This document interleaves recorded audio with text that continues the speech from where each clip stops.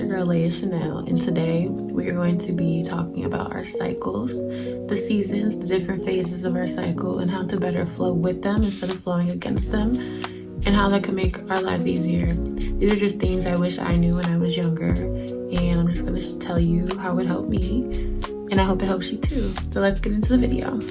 So the reason I wanted to make this video was because I wish somebody would have explained to me our cycles. You know, I feel like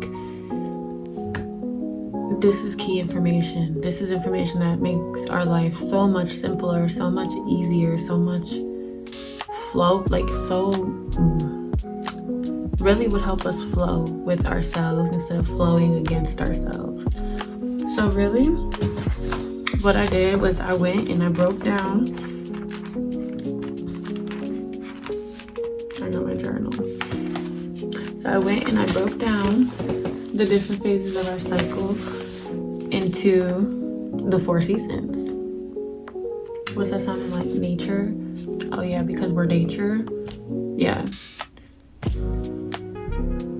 What is the point of sex ed? Because honestly, did you learn anything important there? Okay. Anyway, so I broke it down into 4 phases and 4 seasons.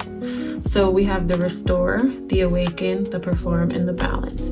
Your restore phase is when you are on your cycle. That's your menstrual phase. Your awaken is your follicular. That is the spring of your life. That is before you ovulate. Then you have your perform phase, which is your ovulatory phase. That's your summer, you know? And then you have your balance. That is your luteal phase. That is the fall of your cycle. So I'm just going to pretty much kind of summarize what each phase feels like, what it means, and just what each season kind of gives for me. What I feel in my seasons, what I do maybe, and just, yeah. So, okay, so I went ahead and I broke these down for you, and I'm just going to read you guys what I wrote. So in my restore phase, that is when I'm on my cycle. This is the winter phase of the winter season of my life. So it is exactly what it said. You're restoring, you're resetting, you're recharging, you're in hibernation.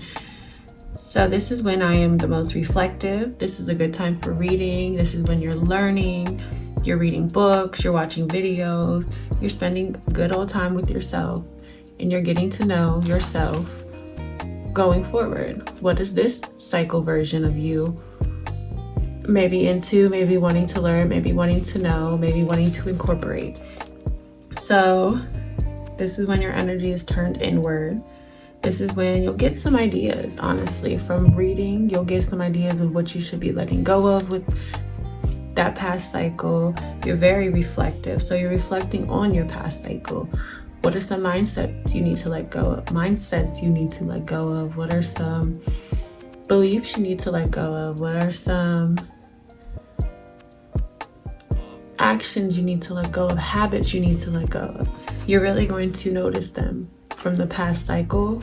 By reflecting on the past cycle, you're going to be able to see what didn't work so well, what needs to be let go of, and what did work. What should we bring more into this next cycle? This is when things will also surface. You know, you're highly intuitive here.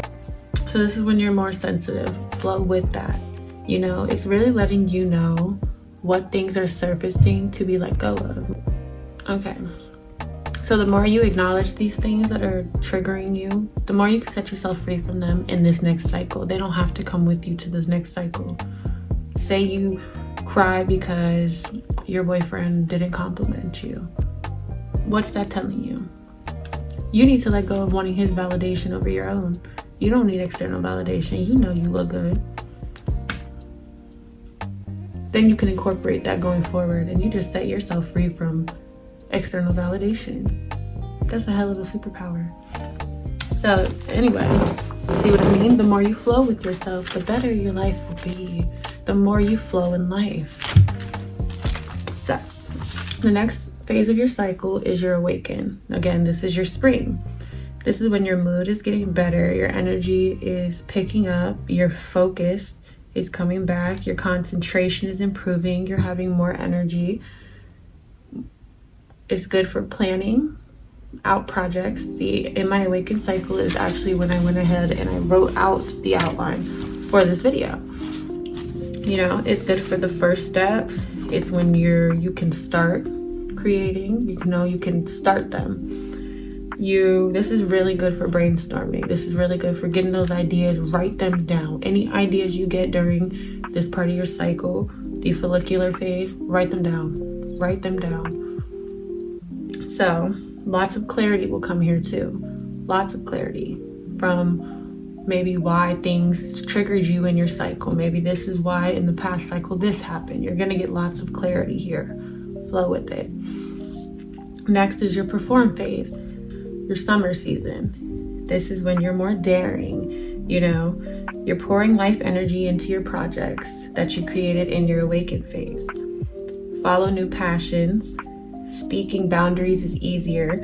You're creating and you're pouring, You're more impulsive here. Flow with that too. If you get this overwhelming impulse to just create something, go with it. You never know where that's going to take you. Your body knows best. Your intuition knows best. Go with it. The best things come when we trust our impulses, when we flow with it. It's okay to be daring. Trust yourself. You know where you're wanting to go. Trust yourself to get you there. Follow yourself. And then last, I have the balance, which is the luteal phase, your fall. This is when you're wrapping up your previous projects. You're putting final touches on them. You're preparing for hibernation. Just like nature in fall right now is preparing for hibernation. We're getting our harvest. We're collecting our food. We're collecting the fruit. We're, about to go into winter. We're more sensitive, more emotional. Flow with that too. Things will start to want to be released here. Let it. We see crying is such a bad thing, but really once you cry from that thing that keeps coming up, you're letting it go. You're setting yourself free from it. There may come a day where you never cry over that again. Superpower. So you're starting to slow down, You're giving yourself more of what you need at this time.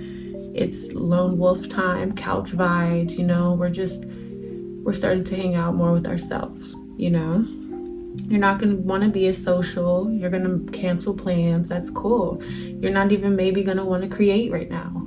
Flow with that. There's no sense of resisting that. There's no sense of fighting yourself. It's not going to get you anywhere. Just chill.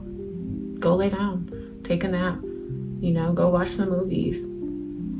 There's no guilt. My number one rule when I'm on my period or close to my period is there's no rules. If I don't want to do nothing, I'm not going to do it. And in the end, I end up being more productive because I didn't force myself or give myself that, waste all my energy beating myself up because I don't want to do something. I have more energy to go do it later. This is when thoughts and things and beliefs that want to be let go of begin surfacing. This is when I'm more aware of them too. Like, okay, I don't want to carry this into my next cycle. Like self-judgment. I don't want to carry that into my next cycle. I'm leaving this here. I'm going to allow that to be shed here. I'm going to set myself free from it. So again, I hope this helps. I hope you learned something here. These are all things, again, I wish I would have known when I was in my teen years, or even I'm still learning them now, So I hope you enjoyed it. I hope you come back, and I'll see you next time. Thank you.